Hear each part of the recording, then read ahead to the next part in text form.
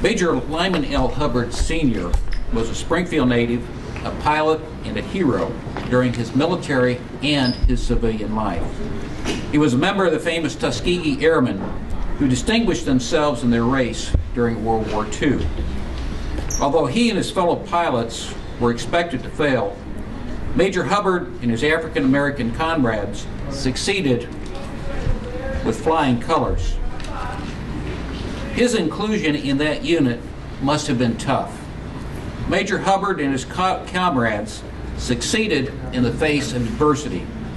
The Tuskegee Airmen achieved some of the most distinguished records in military aviation history. But their achievements went far beyond their military accomplishments and records. They advanced the American civil rights movement by overcoming stereotypes and setting a precedent for the full military integration into the armed forces. And it is important to remember that they did that 10 years before the Reverend Dr. Martin Luther King Jr. marched in Washington.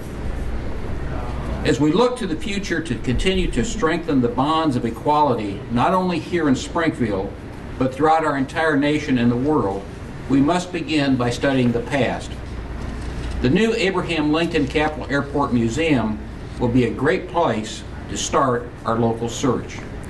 Today, by visiting civil rights museums or studying historic artifacts, hearing oral histories, or researching the Black freedom struggle, we can glimpse and experience the same optimism that people like Major Hubbard held deep within their heart. When Dr. King began to organize and advocate for universal human rights, his success would not have been possible without the grassroots efforts that sprouted up in communities throughout the nation, including Springfield. Acts of honor and valor by individuals such as Major Hubbard and the Tuskegee Airmen what the Tuskegee Airmen provided. Today, America is better off because of the notion to include, not segregate, and that's the message of the Tuskegee Airmen. Sharing Major Hubbard's story of inclusion paves the way for people today to be more integrated, to build movements, and advocate for equality. Now and forever, this airport will display photos and memorabilia of Major Hubbard, tell his compelling story and his participation in the African American path to freedom and equality. Each time we come here to fly, we will be reminded of his plight. His story will teach us something new about ourselves. Sometimes it's hard for us to look at the plight of African Americans in terms of millions of people in bondage or the struggle of a whole movement of civil rights activists, but it's much easier to imagine the stories of one or two of those individuals by reviewing their African American story. It is proper that we honor Major Lyman Hubbard and all his great accomplishments, and I can think of no better place to do that than at the Abraham Lincoln Capitol Airport. May his memory and feats teach us all about the ills of the past and lead the way for a better equality for the future. And at this time, it is my pleasure to introduce our Ward 2 Alderman, Gail Simpson.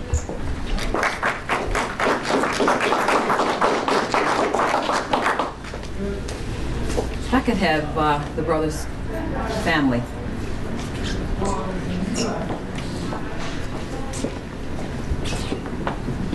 Thank you.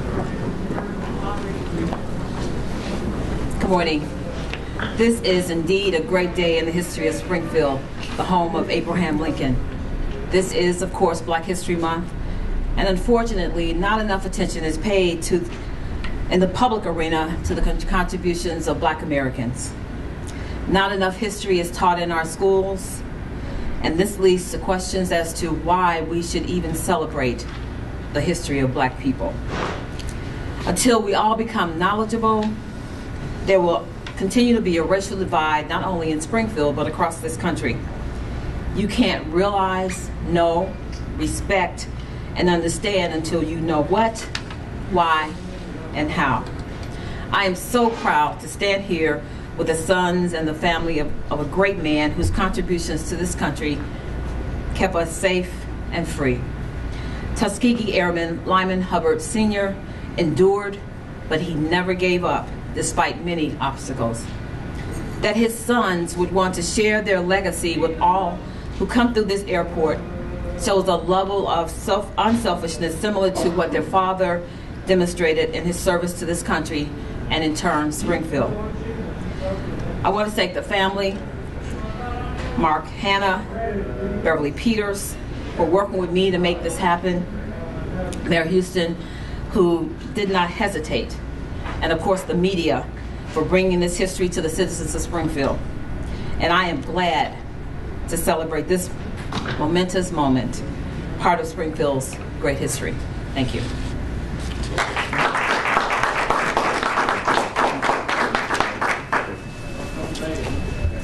Well, on behalf of the family, I'd like to thank the mayor, airport director, and alderman for allowing this to happen. And I guess the only thing we can say is that this is not about my father, and it certainly is a great honor that we're recognizing his accomplishments, but this is about what a whole generation went through. And there's some tremendous lessons to be learned from history.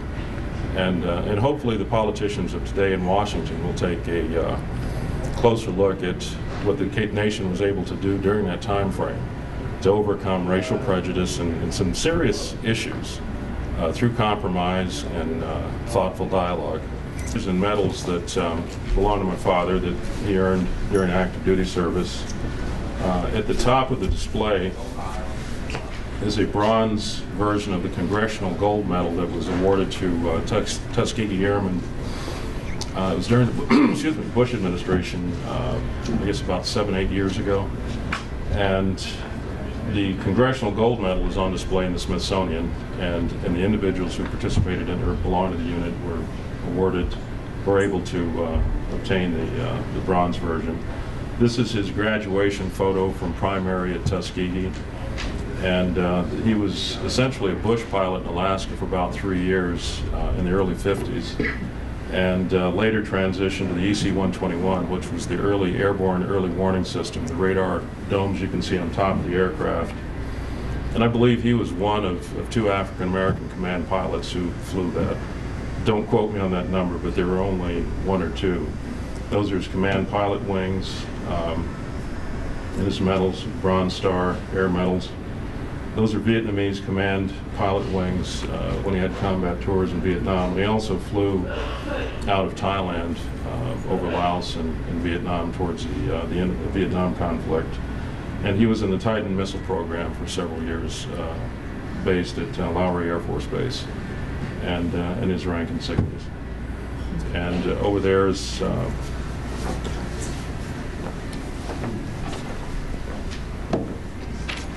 when he transitioned to B-25s.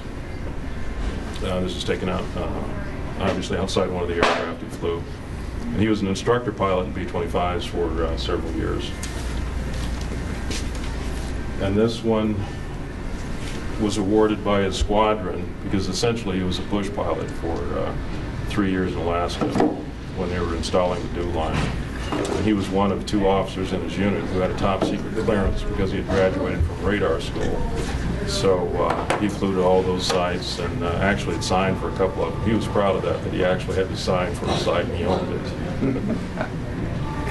Didn't he actually fly out of at some point? Yes, he was in the National Guard here right after the war.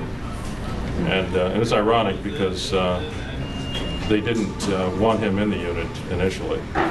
And there was a lot of pushback from the community, and eventually he was allowed into the unit. And so he flew out of here until he was recalled during the war, the Korean War. Do you know where these will be displayed? Good question. That's yet to be determined. Yeah.